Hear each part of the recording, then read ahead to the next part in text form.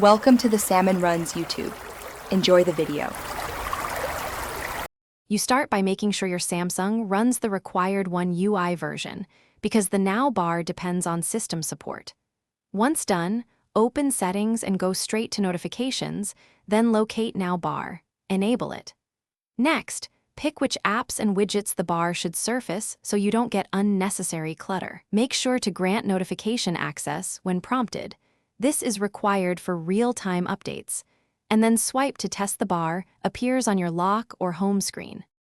Once the Now bar is active, customize how it behaves and looks so it suits your workflow.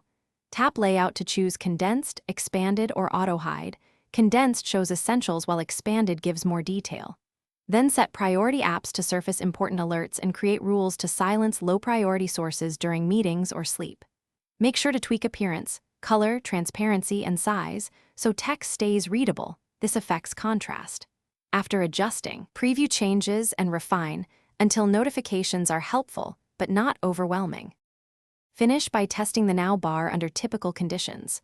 Lock your phone, trigger notifications, and interact with quick actions to ensure works as intended. If icons misbehave, notifications lag, or content won't update, reset preferences for the Now bar first. That often resolves configuration glitches.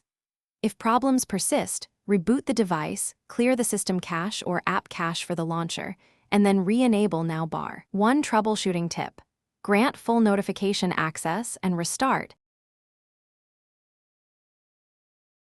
Thanks for watching. Consider subscribing if we helped you.